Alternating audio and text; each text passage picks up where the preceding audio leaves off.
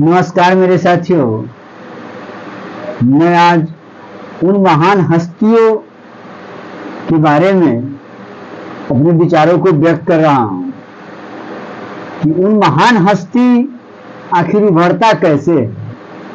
देखिए, इस समझने की जरूरत है, बहुत जरूरी है।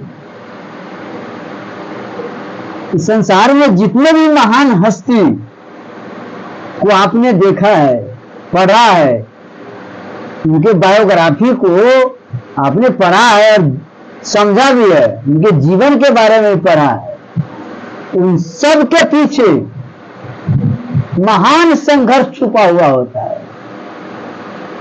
महान संघर्ष छुपा हुआ होता है। आज तक जितने भी महान हुए हैं किसी भी क्षेत्र में, उनके पीछे बहुत बड़ा संघर्ष छुपा हुआ होता है। और जो संघर्ष किए हुए होता है वो मौन रहना जानता है, क्योंकि वो हर परिस्थितियों से वो गुजर चुका है। इसीलिए वो एक हाइड्रोजन बम भी समझिए, वो साधारण योद्धा नहीं होता, वो असाधारण योद्धा होता है। आप जितना परिपक्व होंगे उतना ही अगले को समझने की कोशिश करेंगे।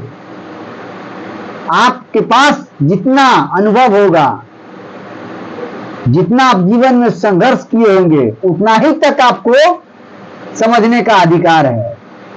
उससे ऊपर आप नहीं समझ सकते। उसके लिए आपको संघर्ष करने की जरूरत है। जो इंसान उस स्थिति को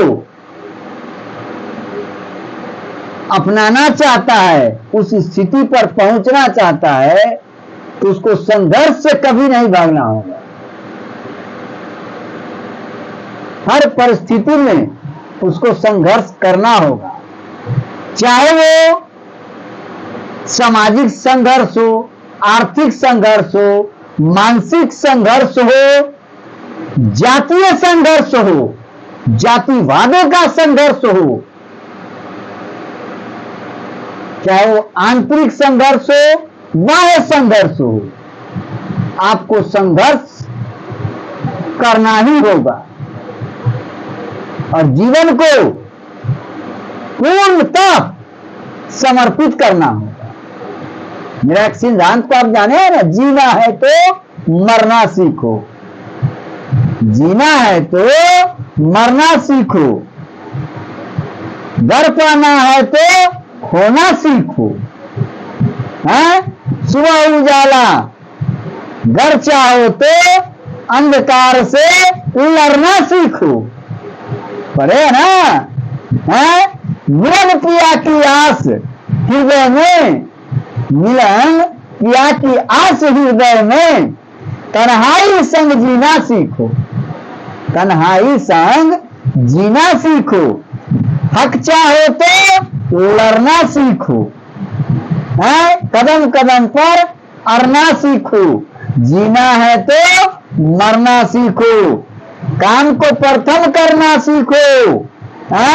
अपनी पीड़ा बहुत बड़ी है, अपनी कहानी, अपनी पीड़ा बहुत बड़ी है। मन हृदय को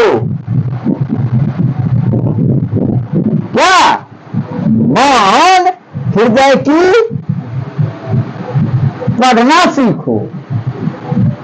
मौन हृदय जो होता है उसको पढ़ना सीखो, उस पीड़ा को सीखो जिन्होंने मौन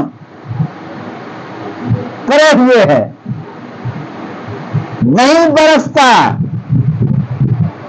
नहीं बरसता जब नीर नयन से, नहीं बरसता जब नीर नयन से, मौन हृदय की व्यथा सीखो। जानते हो, हमारे भारतीय समाज में इतनी बड़ी कुरीतियां छुपी हुई है ब्राह्मणवादियों, सामंतवादियों और मनुवादियों ने बना रखा है कुरीतियों को, कुप्रथा को, जिसके कारण हमारे समाज में, हमारे राष्ट्र में टैलेंट को पैरों तले कुचला जा रहा है। आज हमारे देश में, हमारे बिहार में, यूपी में जाति पाति, ऊंच नीच, भेदभाव यदि नहीं होता तो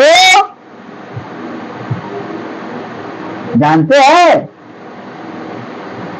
हजारों के हजार आइंस्टीन और न्यूटन जैसे महान हस्ती ये भारत भूमि देता, बिहार की भूमि आइंस्टीन और न्यूटन जैसे महान हस्ती को जन्म देता। एडिसन और चैडविक, रदरफोर्ड, ये क्या है?